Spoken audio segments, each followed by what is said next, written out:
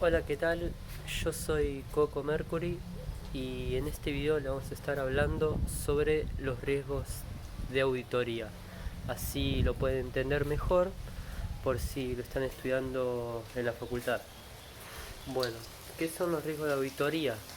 Para empezar, los riesgos de auditoría es la falta de certeza que tiene el auditor para poder emitir un juicio de valor. Esto quiere decir que no reunió los elementos suficientes que le tendría que haber requerido al dueño del ente, o sea, al directorio, por ejemplo, en una SA. No los obtuvo, entonces ya que no pudo reunir estos elementos, no puede obtener la evidencia necesaria, por lo que no puede emitir lo que dijimos, juicio de valor, para cumplir con el objetivo de dar una opinión sobre los estados contables. Esa opinión que va a estar en el informe de auditoría, en el balance, que bueno, que es obviamente obligatorio para ciertas empresas.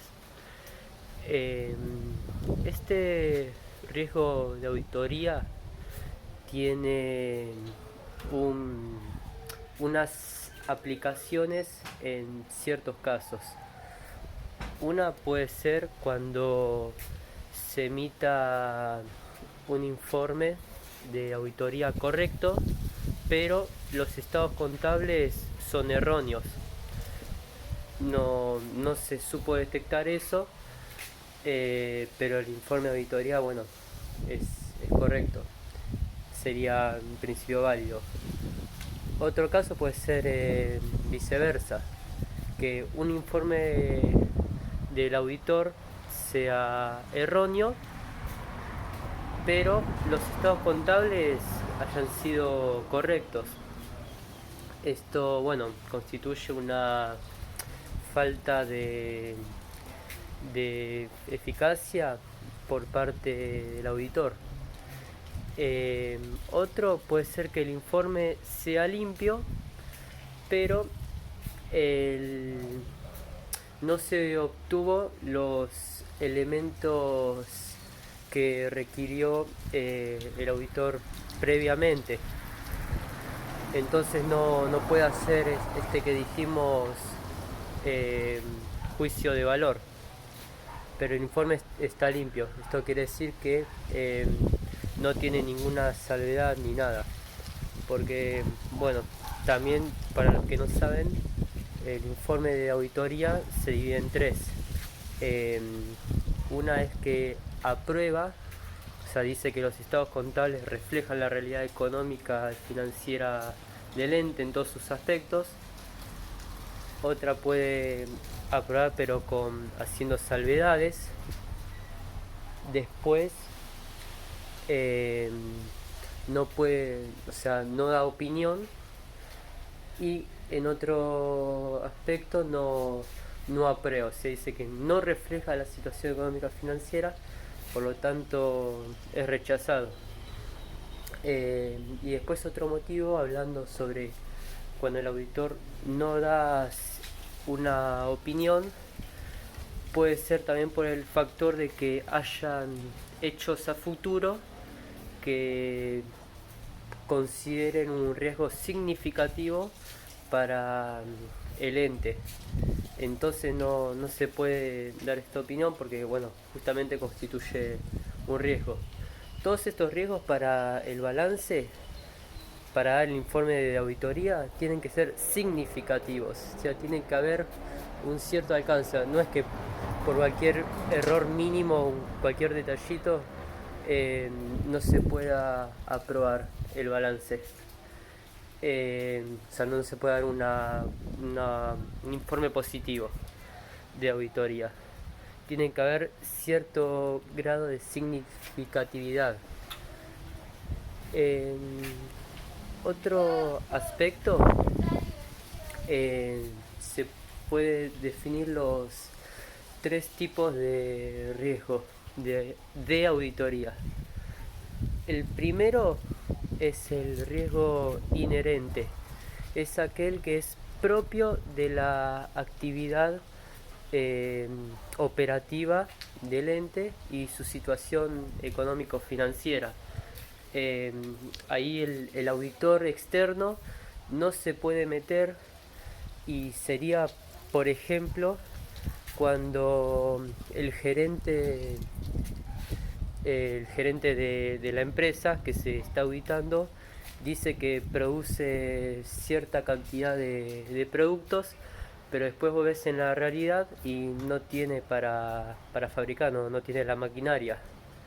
Después tenemos el riesgo de control, que es aquel que no se puede, tiene que ver sobre el análisis hacia el control interno del ente.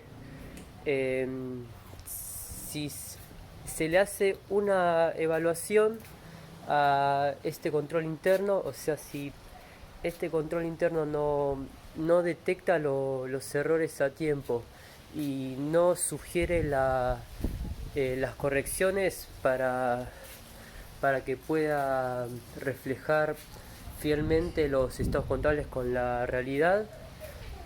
Si no puede hacer eso el control interno, estamos hablando claramente de un riesgo. Y por otro lado, o sea, el control se divide en control externo y el control interno. El control externo es el que hace el auditor externo y el control interno ya puede ser un auditor que esté trabajando dentro del ente, digamos. Está en relación de dependencia y por lo tanto no puede emitir la opinión en el informe de auditoría. Y el último riesgo es de detección. Los dos últimos, o sea, el inherente y el riesgo de control, constituyen la mayor amenaza, porque son los elementos donde más riesgo hay. Y en este riesgo de detección ya estaremos hablando en otro sentido de un riesgo por parte del auditor externo. Esto quiere decir que